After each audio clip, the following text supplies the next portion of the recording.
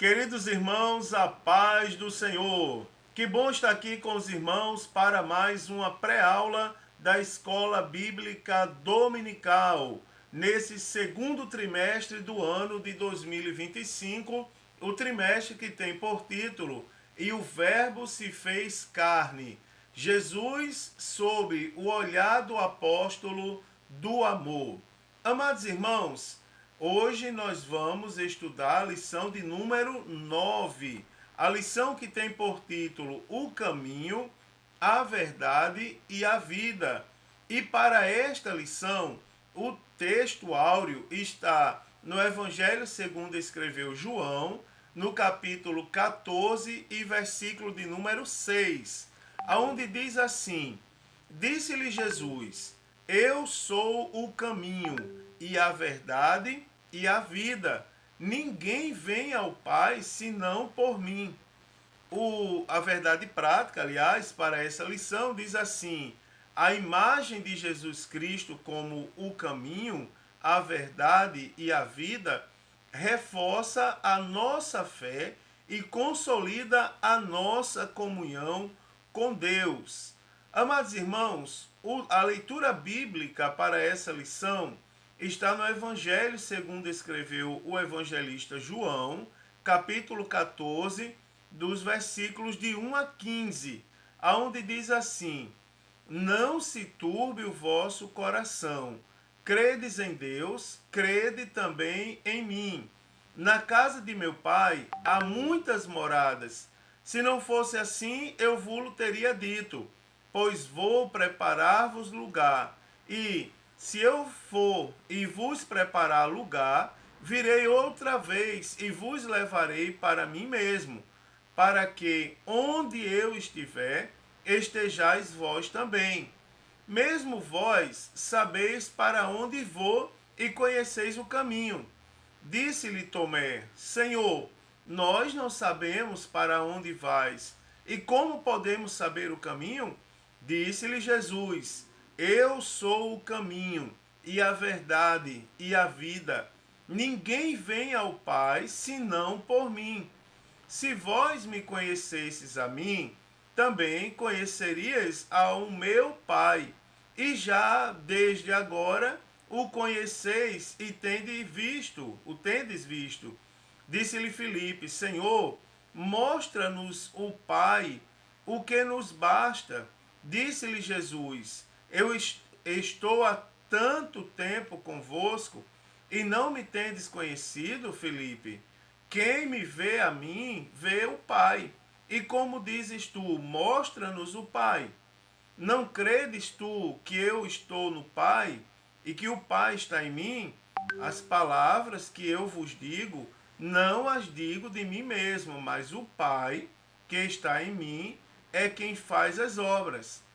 Crede-me que estou no Pai e o Pai em mim. Crede-me, ao menos por causa das mesmas obras. Na verdade, na verdade vos digo que aquele que crê em mim também fará as obras que eu faço, e as fará maiores do que esta, porque eu vou para meu Pai. E tudo quanto pedirdes em meu nome, eu o farei, para que o Pai seja glorificado no Filho.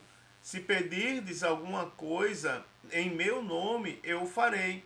Se me amardes, guardareis os meus mandamentos. Meus amados irmãos, os objetivos dessa lição são aprender a dimensão bíblica do consolo e das promessas do Senhor Jesus. Segundo, discernir a respeito das diferentes formas de dúvidas e incertezas, bem como as certezas e convicções na caminhada cristã. E terceiro, conscientizar que Jesus é o único caminho, é a verdade absoluta e a fonte da vida eterna. Glória a Deus, uma grande lição, né, irmãos? Com certeza, uma excelente lição. Queridos irmãos, agora nós vamos, a partir desse momento, dar início ao estudo de um tema muito valoroso para a nossa fé: o caminho, a verdade e a vida. E nesse estudo desse tema tão maravilhoso, a proposta é uma perspectiva de aprofundamento da nossa fé. A partir do momento que nós vamos ter convicção que Jesus é o caminho, a verdade e a vida, e depois eu vou explicar mais à frente o significado dessa expressão, as minúcias, nós não é, temos que aprender a ponderar as nossas decisões e reforçar o nosso relacionamento com Cristo. Afinal, nós vamos ter a plena consciência. Olha, irmãos, na alguma dessas lições passadas aí, eu falei acerca de nós termos convicção de quem nós somos. E eu disse, olha, irmãos, tudo parte de nós sabermos quem é o nosso Deus. Se nós soubermos conscientemente quem é o nosso Deus, nós vamos, a partir de agora, dar passos diferentes. Não é? Nós vamos, a partir de agora, caminhar de forma mais sólida. E você imagina que, além de conhecer que Jesus Cristo é Deus, a partir de hoje nós vamos firmar os nossos pés na verdade de que Ele é o caminho, a verdade e a vida. Olha, irmãos, Jesus, ele não força ninguém a nada. Não força. Jesus, ele foi o maior pedagogo da história. Além do maior advogado, médico, juiz e tantas outras coisas. Mas eu quero destacar a pedagogia de Cristo. Por quê? Porque em todos os momentos e claramente, Jesus demonstrou uma vontade extrema e absoluta em querer nos ensinar a sermos crentes nele. Jesus nos mostrou a importância de nós sabermos exatamente quem nós somos e quais são as implicações disso, né, irmãos? Então, sabendo que ele é a verdade, o caminho, a verdade e a vida, nós não vamos levar em consideração outro caminho. Nós não vamos levar em consideração outra verdade. E no momento que nos for proposto outro caminho, outra verdade e até mesmo outra vida, nós vamos saber que aquilo ali não passa de meros contos. Porque pela Bíblia temos convicção que Jesus é o caminho, a verdade e a vida. Então, ao abordar as dúvidas e incertezas que costumam surgir no decorrer da nossa, digamos, da nossa jornada cristã, ao mesmo tempo que identificamos as certezas e convicções próprias de um cristão, todos nós vamos descobrir em Jesus a força e a orientação, não é, essenciais para ultrapassar dificuldades e experimentarmos de fato uma vida abundante na presença desse Deus tão maravilhoso. Amados, dito isto, nós podemos de fato entrar na lição. Então, a expressão eu sou o caminho e a verdade e a vida, ela tem um significado especial, não é? Para todos nós que somos crentes em Jesus. Por quê? Porque ela descreve de forma abrangente o Senhor Jesus na realização da obra da salvação. Né? Ela descreve, digamos, essa expressão fecha todas as brechas que possam existir quando o assunto é a salvação em Cristo Jesus. Então, por esse motivo, iremos estudar João 14, não é? Onde nós levaremos em consideração as palavras encorajadoras e as promessas de Jesus que estão contidas nesse capítulo, bem como as dúvidas e incertezas que seus discípulos enfrentaram ao longo da jornada. Além disso, vamos explorar os três termos, né, irmãos, importantes que surgem no versículo 6. Caminho, verdade e vida. Né? Também teremos a oportunidade de nos aprofundar no entendimento bíblico, tá certo? Dessa grande declaração de Jesus que nós repetimos notoriamente quando nós estamos evangelizando, não é? Que Jesus é o caminho, a verdade e a vida.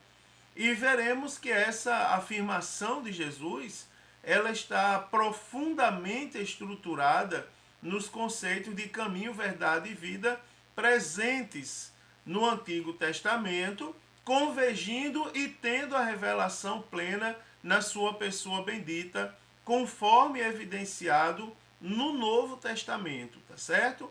É imprescindível aqui também exercitarmos o pensamento bíblico na dependência do Espírito Santo, que por quê? Porque ele é o maior intérprete da Bíblia Sagrada que possa existir, né? Que tira o véu de nossos olhos espirituais e nos permite enxergar com clareza que a Bíblia harmoniosamente, não é, testifica e aponta para a centralidade do Senhor Jesus. Que bênção, né? Glória a Deus. Para começar, queridos, primeiro o consolo e promessa do Senhor Jesus. O caminho, a verdade e a vida. Preste atenção que desde do capítulo 13, que nós estudamos semana passada, capítulo 13 do Evangelho segundo João, quando Jesus se ajuntou com os discípulos e lavou seus pés, né, proporcionando ali uma importante lição sobre liderança humilde, né, o seu discurso não se limitou a esse capítulo. Então, o Senhor Jesus fez um discurso de despedida, digamos assim, no capítulo 14, que se inicia lá no capítulo 13, versículo 31. Aqui nesse discurso, Jesus oferece consolo aos discípulos ao afirmar que após sua morte eles não estariam só. Né? No versículo 4, Jesus diz que os discípulos sabiam para onde ele ia. No entanto, Tomé respondeu que não sabia e questionou Jesus no versículo 5. Como podemos saber o caminho? Por isso, Jesus esclarece que ele é o caminho, a verdade e a vida. E ninguém pode chegar ao Pai senão por meio dele. Então, essa declaração, essa afirmação de Jesus revela de forma consolidadora, digamos assim, que ele é o único meio que nós temos para alcançar ao Pai. Não é? Que ele é a verdade que o revela e representa assim como a verdadeira vida de Deus. Então essa expressão, essa afirmação de Cristo, ela consolida todos, digamos, os conceitos, os aspectos que nós possamos falar sobre a salvação propriamente dita, tá certo? Então, o consolo num cenário de angústia. Então, é evidente que Jesus estava angustiado, né? Por quê? Porque ele tinha plena consciência que estava se aproximando naquele momento a hora da sua entrega na mão dos homens e que ele sofreria e em breve seria crucificado, morto e sepultado. Agora, de forma surpreendente, nesse mesmo contexto de dor, Jesus se dirige aos discípulos no intuito de confortá-los. Por quê? Porque Jesus, apesar de saber que ele iria padecer, né, e padecer em dores e humilhações, digamos que foi a dor física e a dor moral, não é, que são as humilhações, Jesus também sabia a sua missão. A missão de Jesus era falar acerca do reino e ser notado no meio dos homens, ser visto como o verdadeiro Deus. Porque Jesus também fala no capítulo 14 que se olharem para ele, verão Deus. Então, apesar de toda a pressão emocional e espiritual que Jesus enfrentava, ele revela que o sofrimento pelo qual iria passar traria bem para todos. Então, tudo que parecia uma derrota era, na verdade, uma vitória, né? Um fim trágico que iria se transformar, e já estava anunciado isso, num glorioso começo. não é? Para todos nós. Então, embora doloroso e angustiante, o caminho a seguir, ele apontava, não é? A partir de agora, para um cenário glorioso que chegou até nós, não é, irmão? Nos dias atuais, que nós devemos louvar a Deus por isso. Também uma promessa gloriosa. Então, Jesus, ele declara que o caminho de Deus leva às moradas celestiais preparadas para os seus seguidores. Então a expressão casa do meu pai, aqui claramente ele se refere ao céu, não é? Um lugar com muitas habitações para os fiéis em Cristo Jesus, conforme ele declara lá no versículo de número 2. Então essa realidade espiritual futura, ela proporciona uma esperança gloriosa a todos os santos. Não é? A igreja de Cristo, ela vive na expectativa do retorno de Jesus. Apesar dos tempos trabalhosos que nós estamos passando e está se aumentando a cada dia, não é? A promessa do arrebatamento da igreja alegra o nosso coração e anima, alegra e anima, né, o nosso coração, nos deixa feliz. Então nós podemos já experimentar um pouco do que nos aguarda no céu, não é, irmãos? Será que seremos convocados por Jesus, né, para nos reunirmos num maravilhoso encontro com Ele no céu? Então, você imagina que o que tem preparado para a gente é algo maravilhoso, é algo glorioso, que deve alegrar o nosso coração todas as vezes que nós ouvimos essa promessa. Não é, irmãos? Afinal, nós somos crentes em Jesus para irmos morar no céu. Esse é o nosso objetivo como servos do Senhor Jesus. Também, algumas dúvidas e incertezas e enganos no caminho com Cristo. Preste atenção. Primeiro, a dúvida de Tomé. Então, no versículo de número 5, nós temos uma pergunta de Tomé a Jesus, o discípulo do apóstolo Tomé a Jesus. Como podemos saber o caminho? Então, nesse evangelho, Tomé, ele é retratado como um discípulo fiel, corajoso, que tinha um profundo amor por Jesus e que teve coragem de manifestar suas dúvidas. Ou seja, não perdeu a oportunidade de estar na presença de Jesus e ouvir do próprio Jesus, não é, acerca das dúvidas ali que ele poderia ter. Então esse episódio ele ilustra, não é, que durante a nossa caminhada com Cristo não é incomum que surjam dúvidas. Então, assim como Tomé recebeu de Jesus a resposta, eu sou o caminho e a verdade e a vida, também nós podemos ouvir estas palavras, tá certo? Então, Tomé recebeu. E essa é uma dúvida, né, irmãos, que nós temos naturalmente na nossa fé. A dúvida de Tomé não ficou com Tomé. Quando uma pessoa aceita Jesus como Senhor e Salvador da sua vida, uma das primeiras coisas que a gente faz é esclarecer aquela pessoa o que mudou na vida dela agora que ela é crente. Não é? A pessoa aceitou Jesus na igreja e aí viu o pastorzão lá sentado no culto, os obreiros ali, e faz até comparações. Eu já vi novos convertidos, recém-convertidos ao evangelho, compararem o pastor com o próprio Jesus e os obreiros com os apóstolos, não é? Os discípulos que foram separados e nomeados apóstolos por Jesus Cristo.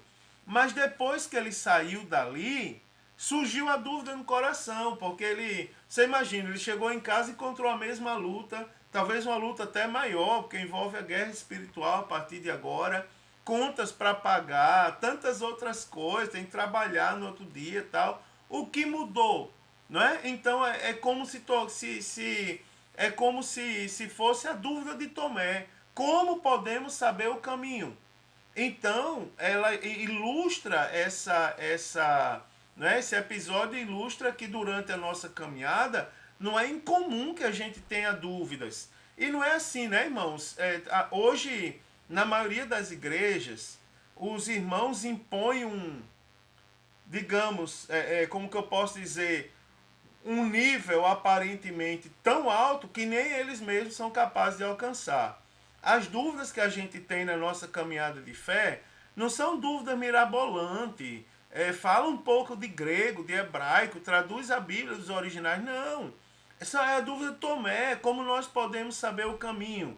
Aí Jesus deu a resposta a Tomé. Eu sou o caminho e a verdade e a vida. Não é? Então nós temos que ouvir essas palavras nos dias de hoje. E aí tem um detalhe, ó, que não é o caminho, a verdade e a vida, é o caminho e a verdade e a vida. Não é? Então o sem o acento agudo, o com acento agudo tem som de é. É o verbo ser no sentido, é o verbo ser, né? Terceira pessoa. Eu sou, tu és, ele é. Não é? Então é o verbo ser. E quando o não tem acento, ele tem o som de i. Ele é uma conjunção coordenada, sindética, aditiva. Ou seja, dá ideia de soma. E assim, soma é diferente de escolha. Se fosse ou, se Jesus dissesse eu sou o caminho, ou a verdade, ou a vida, a gente poderia escolher alguma dessas expressões, se tivesse ou ali, alguma dessas expressões para a gente aplicar na nossa vida de fé. Mas Jesus não disse isso, ele disse eu sou o caminho e a verdade. Ou seja, além do caminho, ele também é a verdade. Eu sou o caminho e a verdade, ou seja, tem uma soma. E a vida, ou seja, eu sou as três coisas indiscutivelmente. E fecha todas as brechas. O caminho, a verdade, ou seja, é o que nós vemos, é o que nós ouvimos e é o que nós sentimos. Tá lá, eu sou o caminho, a verdade e a vida. E a verdade e a vida. Né? É a resposta para todos nós também nos dias de hoje. Além da dúvida de Tomé, nós temos as incertezas de Pedro e Filipe. Então o Evangelho de João revela que Pedro não compreendia totalmente sobre o lugar que Jesus mencionava para onde estava indo. No capítulo seguinte, não é? Filipe pede a Jesus Cristo que lhe mostre o caminho do Pai. Então é notável que tal como Tomé, o apóstolo Pedro e o apóstolo Filipe ainda não tinham as suas questões esclarecidas por Jesus. Né? Eles também enfrentaram incertezas. Né? Nós não somos diferentes deles. Certamente, né, irmãos, haverá momentos em que nós nos sentiremos semelhantes a Tomé, aos apóstolos de Cristo, Tomé, Pedro e Filipe. Então nós devemos aprender a escutar o Senhor Jesus Cristo. Olha, irmãos, uma coisa interessante. Alguns dias atrás aí eu me irritei. Né? É comum a gente se irritar, faz parte do sentimento humano. E eu enfrentei uma pessoa que atacou assim, seduziu de forma é, é, violenta, digamos, uma pessoa que tinha aceitado Jesus na igreja que eu cuido. E eu disse assim para ele: rapaz, ninguém foi atrás daquela pessoa para trazer ela para Cristo. Já havia algum tempo que ele sofria, aprisionado pelo adversário em vários aspectos da vida dele. E nós oramos e fomos buscar ele. Agora que ele chegou, aí você quer colocar um monte de abóbora, minhoca, seja lá o que for, na cabeça do rapaz. Isso não é justo. Isso aí, ó, não pode proceder. Não é? Não pode proceder. E aí a gente precisa aprender. Porque igual aquele rapaz, nós também somos bombardeados. Você vai ver, as pessoas não vão atrás de quem está no mundo. Eles tentam enganar e plantar incertezas de quem está dentro, de quem está na igreja, de quem está em Cristo. Então a gente precisa entender que Jesus é o caminho, que ele é a verdade e que ele é a vida. Então nós não podemos dar ouvido a qualquer outra coisa que se apresente como alternativa a Jesus Cristo. Então nós precisamos entender que as nossas incertezas, elas são sanadas quando a gente entende quem é Jesus.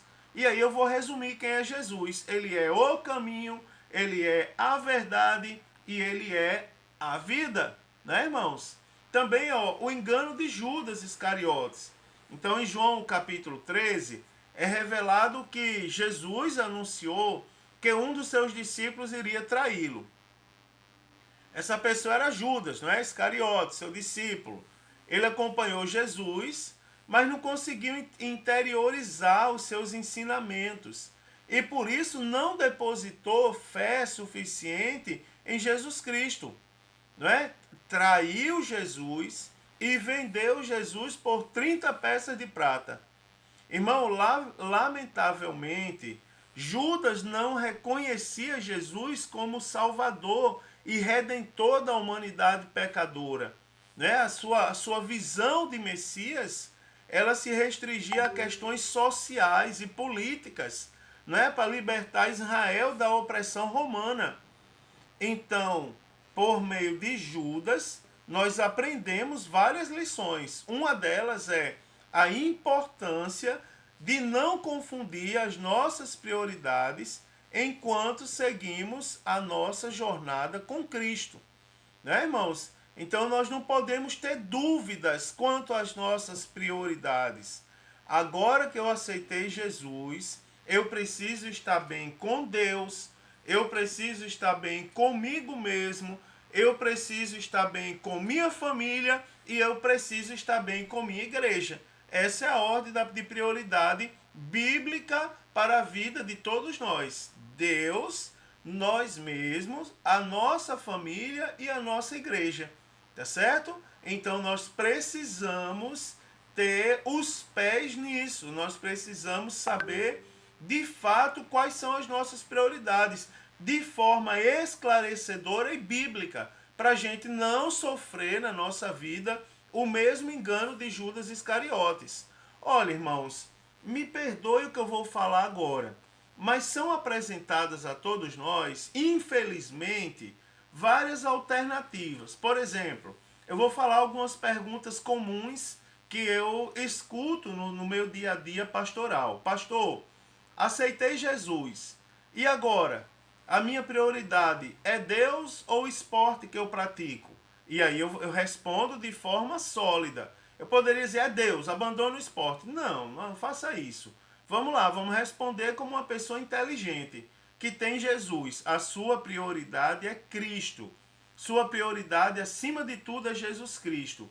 Quanto ao esporte, vamos entender qual deve ser a prioridade que eu vou dar ao esporte. O esporte é a sua profissão, o esporte é o seu meio de vida, porque se o esporte for a sua proteção e o seu meio de vida, você vai ter que cumprir expediente como você cumpriria em qualquer outro meio de vida. Se não for, então se você não tiver que cumprir expediente, e aí nesse caso do expediente, você tem que trabalhar. E, e aí é uma coisa, enquanto você trabalha, você tem que ser crente, você tem que ser sal da terra e luz do mundo. Se o esporte não for o seu meio de vida, sua profissão, for um esporte, não é? Então você deve priorizar Cristo em tudo, no seu tempo, em tudo, e praticar o esporte em horários específicos, que não atrapalhe a sua jornada de fé. Agora, também enquanto você pratica o esporte, você tem que ser crente. Vocês estão entendendo o quanto a resposta ela é esclarecedora? Vocês estão entendendo como em nenhum momento a gente se desvia de Jesus Cristo? Praticando ou não esporte, Jesus continua sendo o caminho, a verdade e a vida. E guarde aí a ordem de prioridade sobre a nossa vida, tá certo? A ordem é Deus, nós mesmos, a nossa família e a nossa igreja. Tá certo? Porque se estivermos, o que adianta nós servirmos Aliás, ir para a igreja adianta, mas preste atenção como questão de fé. Nós estamos na igreja, mas não estamos bem com Deus. E aí? Nós estamos na igreja, não estamos bem com nós mesmos, não sabemos quem nós somos. E aí, infelizmente, muita gente está caminhando dessa maneira. Nós estamos na igreja, mas não estamos bem com a nossa família. Eu não estou dizendo que você tem que deixar a igreja. Eu estou dizendo que você precisa, nós, para andarmos de forma sadia, nós, eu não estou mandando ninguém sair da igreja, eu estou dizendo que nós temos que priorizar Deus, priorizar nós mesmos, no sentido de sabermos quem nós somos nessa caminhada de fé. Nós precisamos priorizar nossa família e nós precisamos também priorizar nossa igreja nessa ordem, tá certo? Guarda isso daí. Agora vamos falar um pouco, eu vou introduzir o assunto caminho, verdade e vida e depois eu vou explicar de forma mais minuciosa. Primeiro, Jesus, a afirmação, eu sou o caminho. Então, como nós analisamos nas lições anteriores, a expressão eu sou, ela representa um título que revela a natureza divina de Jesus. E por que nós encontramos, apenas para revisar, tantos eu sou no Evangelho de João? Porque o Evangelho de João, ele foi escrito para que todos conhecessem quem é Jesus, não é? Todos conhecessem. Os pastores das igrejas da Ásia procuraram o venerável ancião morador da cidade de Éfeso, que também tinha sido discípulo de Jesus, para que ele escrevesse um livro santo e esse livro, não é, servisse para combater heresias, notoriamente o que um tal Cerinto andava falando acerca de Jesus. Por exemplo, ele andava dizendo que Jesus não era o Cristo, que Jesus tinha sido apenas um grande profeta. Então, quando a expressão eu sou, ela é muito utilizada no Evangelho segundo João para isso. Jesus afirmando, mostrando quem de fato ele é, revelando a sua natureza divina para as pessoas que estavam ali com ele e também as pessoas que estavam lendo o Evangelho. Então, quando Jesus afirma eu sou o caminho, ele está declarando que ele é o acesso singular, ou seja, ele é o único caminho, ele é exclusivo, tá certo? E único ao Pai, não existe outro caminho. Aí eu vou repetir aqui como com um velho professor numa sala de aula. Não existe outro caminho, não existe outro caminho, não existe outro caminho. Jesus é exclusivo. Então, não é possível conhecer Deus e ter comunhão com Ele se não for por meio de Cristo. Então, nós não conhecemos Deus e não temos comunhão se não for por meio de Cristo. Ninguém pode chegar a Deus se não for por meio de Jesus. Então, o pronome eu, né, o pronome pessoal, eu, apresenta nessa expressão, né, aliás, presente nessa expressão aqui, ele indica que não somos salvos por princípios ou forças espirituais, mas sim por uma pessoa chamada Jesus, não é? Que ilumina todos aqueles que se encontram nas trevas. Então, por meio da sua obra redentora no Calvário, né, foi aberto um novo e vivo caminho para nos guiar até Deus.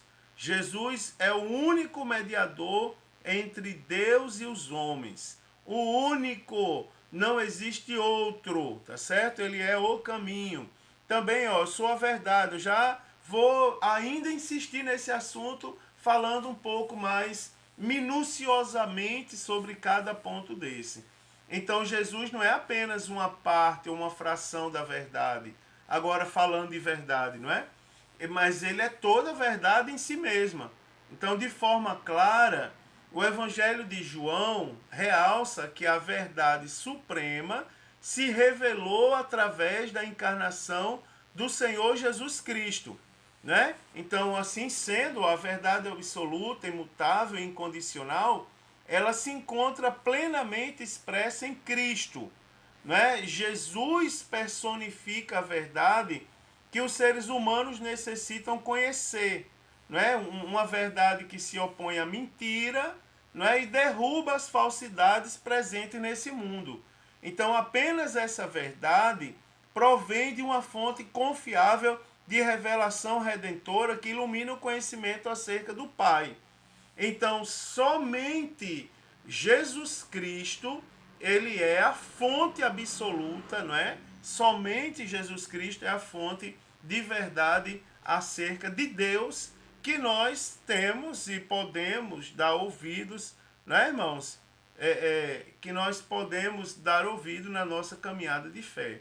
E também ele é a vida, né? Então, a vida mencionada aqui, ela não diz respeito à existência física, não é? E ao sopro vital, mas à vida que contrapõe a morte espiritual por meio da vida eterna concedida por Jesus.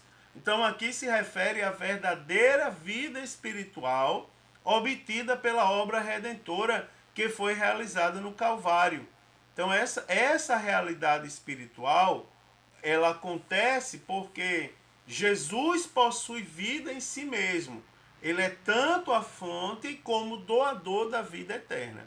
Tá certo? Então Jesus também é a vida. Agora vamos esmiuçar um pouquinho aqui de cada um dessas afirmações. Um pouco mais do que eu falei. Ainda um pouco mais, não é? E aí eu já caminho para o final. Primeiro, o significado de caminho.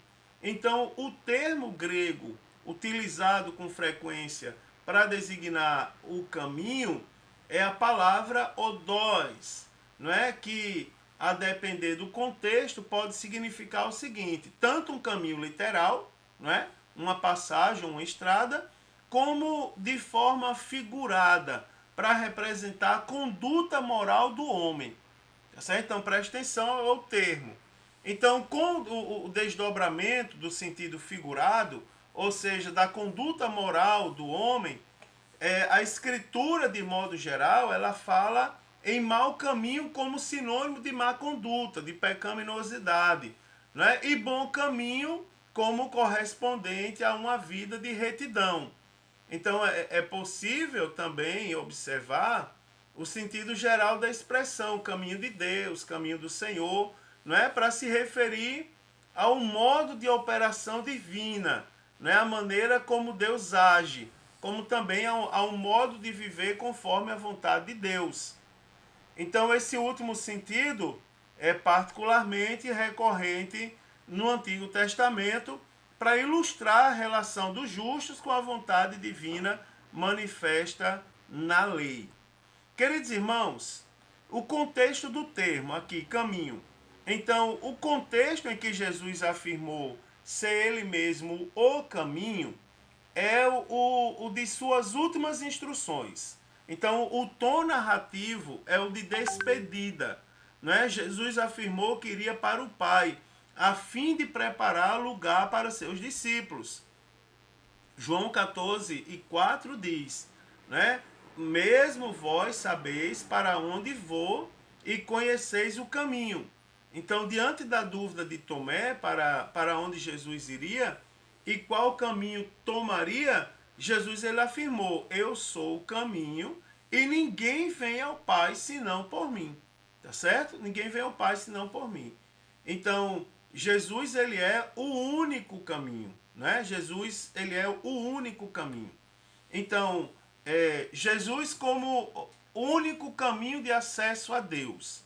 Presta atenção que a relação entre o Pai e o Filho, né, como implicação de vida eterna para os seres humanos, ela parece ter sido particularmente desenvolvida no Evangelho segundo João.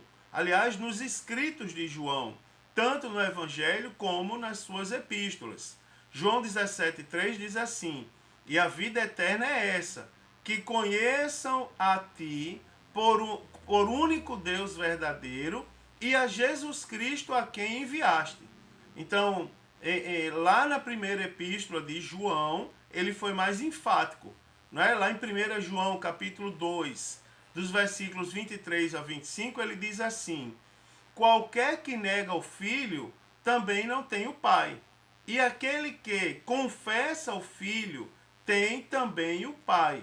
Portanto, o que desde o princípio ouviste permaneça em vós. Se em vós permanecer o que desde o princípio ouvistes, também permanecereis no Filho e no Pai. E esta é a promessa que ele nos fez, a vida eterna.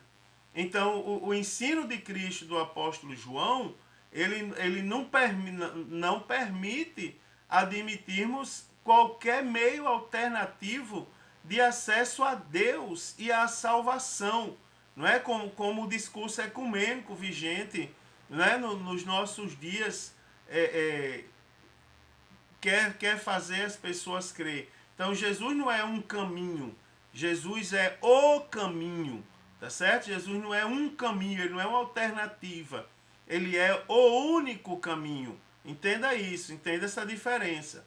Então este acesso à presença de Deus, ele foi possibilitado pela obra expiatória que somente Jesus realizou na cruz do Calvário, né?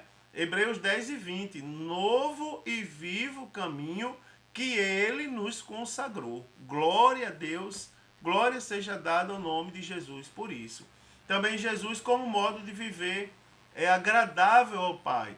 Então você observa que sendo Jesus o caminho que conduz ao Pai e à vida eterna, a noção de caminho como modo de viver que glorifica a Deus também pode ser aplicado no exemplo de vida deixado pelo Senhor Jesus.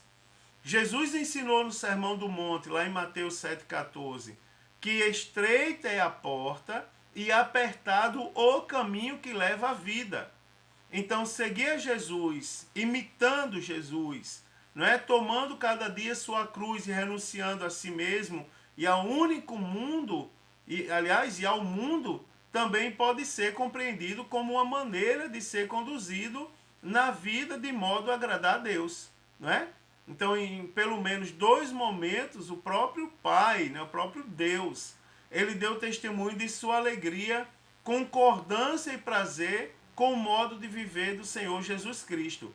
Por exemplo, lá no batismo, não é, por João Batista, no Rio Jordão, quando o próprio Deus, ele disse assim: esse é o meu filho amado, em quem me comprazo. E lá no Monte da Transfiguração, quando Jesus disse: esse é o meu filho amado, obedecei a ele, não é? Então ali nós temos dois momentos que o próprio Deus, se ouviu a voz de Deus, dá testemunho acerca de Jesus Cristo. Então observar o ensino de modo a proceder, não é? O modo de proceder e de viver do Senhor Jesus Cristo descrito nos evangelhos e no ensino doutrinário dos apóstolos ao longo do Novo Testamento, constitui viver no caminho que o Senhor Jesus representa. Não é? Por esse motivo ele disse aos seus discípulos: vós sabeis para onde vou e conheceis o caminho. Eu sou o caminho. Não é? Jesus é o caminho perfeito de Deus, tão reiteradamente enfatizado pelos escritores do Antigo Testamento, como por exemplo nos Salmos 18, verso 30, nos Salmos 25, versos de 8 a 10, e no livro do profeta Isaías, capítulo 30 e versículo de número 21. Também Jesus como verdade, não é? Falamos Jesus como caminho, agora Jesus como verdade. Então, o substantivo aqui, aletheia, tá certo? Ele foi empregado para designar o que foi traduzido na língua portuguesa como verdade. Então, a declaração que Jesus é a verdade, lá de João 14,6, a verdade que liberta, de João 8,32, e cujo ensino é verdadeiro, né, aletés, de João 8,30 e 14, foi uma declaração de fé fundamental para a igreja lá nos primeiros séculos, não é? Em uma época profundamente marcada pelo pensamento filosófico grego, não é? No mundo mediterrâneo, sob influência direta de Roma. Então, reafirmar que Jesus é a verdade foi uma postura contracultural da igreja primitiva e continua sendo atualmente o que parece imperar o relativismo nos séculos mais intelectualizados, nos círculos, né, mais intelectualizados da sociedade. Então, dessa forma, de maneira proporcional, crer que Jesus é a verdade foi tão corajoso quanto afirmar que Jesus é Deus e negar a divindade aos imperadores romanos, né? Como fizeram os primeiros cristãos. E por isso sofreram muito, né, irmãos? Então, para a igreja do Senhor Jesus, a verdade não era um conceito, uma doutrina, um sistema coeso de ideias filosóficas. A verdade consistia numa pessoa, Jesus Cristo. Então, uma das passagens bíblicas que mais ilustra essa tensão entre o ensino do Senhor Jesus e o mundo filosófico de sua época ocorreu um pouco antes da sua crucificação, não é? Quando ele estava sendo interrogado por Pilatos. Lá em João 18, versículos 37 e 38, onde diz assim: Eu para isso nasci e vim ao mundo, a fim de dar testemunho da verdade. Todo aquele que é da verdade ouve a minha voz, disse-lhe Pilatos. Quem é a verdade? Não é? Então, a pergunta de Pilatos, ela é o reflexo da condição humana caída. Tá certo? Que, embora desconhecendo e tendo desejo de buscar a verdade, não é capaz de reconhecer Jesus como a verdade. Então, como no primeiro século, a igreja, enriquecida da plenitude da inteligência, ainda hoje anuncia a Cristo, né, em quem estão escondidos todos os tesouros da sabedoria e da ciência, conforme Colossenses capítulo 2, versículos 2 e 3. Glória a Deus por isso. Então, irmãos, dentro desse contexto da verdade, nós podemos falar sobre Jesus como a verdade que salva. Jesus, ele não é uma verdade, assim como também não é um caminho. Assim como ele é o caminho, ele é a verdade. Então, nos livros poéticos lá do Antigo Testamento, né, notoriamente no livro dos Salmos, a verdade de Deus ela é frequentemente louvada, como por exemplo nos Salmos 57, no Salmo 86, nos Salmos de número 117 também, ao lado de outros atributos, né, da sua divindade. Então, além de ser associada à lei como manifestação e expressão da vontade divina, Salmo 119, verso de número 142 diz: A tua justiça é uma justiça eterna, a tua lei é a verdade. Não é? Então, sendo Jesus a verdade, é imprescindível considerar que ele é a encarnação da vontade de Deus e o comunicador desta mesma vontade. Né? Então, por esse motivo, é mencionado mais de uma vez nos evangelhos que Jesus veio para cumprir a lei. Né? Jesus afirmou a autenticidade do seu testemunho para interlocutores judeus incrédulos, não é? A sua mensagem e sinais. Então, ser incrédulo em relação a Jesus, a verdade divina encarnada, tem consequências devastadoras, não é? De condenação eterna, porque transtorna-se a verdade de Deus em mentira. Não é, irmãos? Veja que coisa séria, não é? Veja que até que risco nós estamos correndo. E também, por último, falar do significado da vida. Nós aprendemos o significado do caminho, o significado da verdade e agora o significado da vida. Então, no Novo Testamento, 3 palavras elas foram utilizadas em grego para designar vida, não é? Mas com aplicações específicas. E depender do contexto, e também depende do contexto que elas forem empregadas. Então são essas palavras zoe, bios e psique, tá certo? Então o termo zoe ele foi o termo mais comum no Novo Testamento. Inclusive, foi essa palavra que aparece como vida, lá em João 14. Segundo o dicionário bíblico Wycliffe, ela pode designar a vida física, não é? A vida de Deus e a vida de Cristo no crente. Por outro lado, o termo bios, não é? Nunca é aplicado em relação à vida eterna, mas se refere à vida terrena, tá certo? Quanto à duração, subsistência, funções e conduta.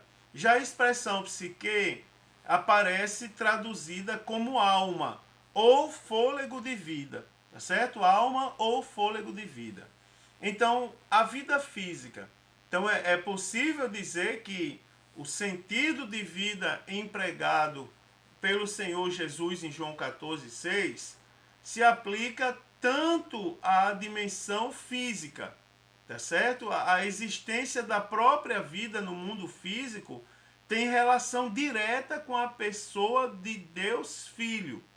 Então, além disso, se a morte entrou no mundo por meio do pecado, uma vez que Jesus é antídoto para o pecado, nele a morte é vencida. Então, por esse motivo, a doutrina da ressurreição dos mortos, ela tem centralidade fundamental para a fé cristã, pois trata-se, não é, da superação definitiva da morte por meio do poder de Deus em Cristo. João 11:25 diz: Disse-lhe Jesus: Eu sou a ressurreição e a vida. Quem crê em mim, ainda que esteja morto, viverá. Então, dessa forma, para os que estão em Cristo, as noções de vida física e vida espiritual, elas precisam ser encaradas de maneira integrada, né? Os que hoje estão fisicamente mortos ressuscitarão, porque possuem uma vida eterna prometida por Jesus, não é? Que se manifestará por meio da ressurreição do corpo, não é? E sua imediata glorificação. Também a vida espiritual, né? Então, no Antigo Testamento, Deus é mencionado como aquele que tem vida em si mesmo. Lá no Gênesis, capítulo 2, versículo 7, diz: E formou o Senhor Deus o homem do pó da terra, e soprou em seus narizes o fôlego de vida, e o homem foi feito alma vivente. Também, 1 Samuel, capítulo 2, versículo 6, diz: O Senhor é o que tira a vida e a dá, faz descer a sepultura e faz tornar a subir nela. E também Salmos 36, verso 9, diz: Porque em ti está o manancial da vida, na tua luz veremos a luz. Tá certo? Então, a seguinte declaração de Jesus, portanto, ela está plenamente articulada com o ensino do Antigo Testamento, aliás, do Novo Testamento, que está presente nos versículos anteriores. João 5, aliás, versículos 25 e 26 diz: Pois assim como o Pai ressuscita os mortos e os vivifica, assim também o Filho vivifica aqueles que quer. Porque como o Pai tem a vida em si mesmo, assim deu também ao Filho ter a vida em si mesmo. Então a afirmação de que Jesus é a vida também está plenamente articulada com a sua divindade como Filho de Deus. Né, irmãos? Além disso, Jesus declarou ser a vida em João 14,6. Né? Precisamente entre eu sou o caminho e ninguém vem ao Pai senão por mim. Então isso completa a noção de que o acesso ao Pai por meio do Filho implica necessariamente na obtenção de vida espiritual, não é? Tendo uma vista que o homem carece de ser vivificado, uma vez que está morto em seus delitos e pecados e destituído da glória de Deus. Então, irmãos, olhe só. Aqui nós temos, aqui eu vou completar com dois aspectos. Primeiro, que está muito claro em vários exemplos bíblicos, havia corpo, havia carne e até sentimentos. Mas só houve vida quando Jesus soprou o Espírito. Então, o Espírito é a parte do homem que se comunica com Deus. Ninguém vive sem o Espírito, ou seja, ninguém vive sem a comunicação com Deus. Então, aqui, nós estamos, a nossa vida espiritual, ela está condicionada, inclusive a nossa salvação, ao contato com Deus, a nossa vida com Deus. Se não tiver espírito, ou seja, se não tiver vida espiritual, se não tiver contato com Deus, então não há vida, não é? Isso aqui é muito interessante para nós concluirmos a lição com isso, tá certo? Então, queridos, olha que lição, né, irmão? Maravilhosa. Então, reconhecer Jesus como o caminho e a verdade e a vida nos oferece a oportunidade de esclarecer as nossas dúvidas e incertezas. Ou seja, firma mais os nossos pés na rocha. Então, ter o Senhor como o caminho, a verdade e a vida também nos proporciona consolo nos momentos mais difíceis da nossa vida. A quem recorrer? Nós sabemos exatamente. Então, os ensinos de Jesus presentes no Novo Testamento, eles estão plenamente articulados, não é, com um conjunto mais amplo da verdade revelada por Deus através da sua palavra. Além disso tudo, né, os ensinos de Jesus não são meramente teóricos, não é, ou produto de uma retórica bem elaborada, pois suas declarações possuem implicações práticas transformadoras na vida do homem. Salmos 34, verso 8 diz: provai e vede que o Senhor é bom, bem-aventurado o homem que nele confia. Então, ainda hoje, a igreja pode, com absoluta confiança, proclamar, né, que Jesus é o caminho e a verdade e a vida, e ninguém vem ao Pai senão por ele. Glória a Deus por isso. Glória a Deus. Irmãos amados, eu creio que ninguém tem dúvida da importância dessa lição, não é? Ninguém tem dúvida da importância absoluta, não é, dessas verdades para a nossa vida. Então, irmãos, vamos aplicar tudo isso na nossa vida e vamos estudar com muita seriedade essa lição, tá certo? Porque é uma bênção de Deus.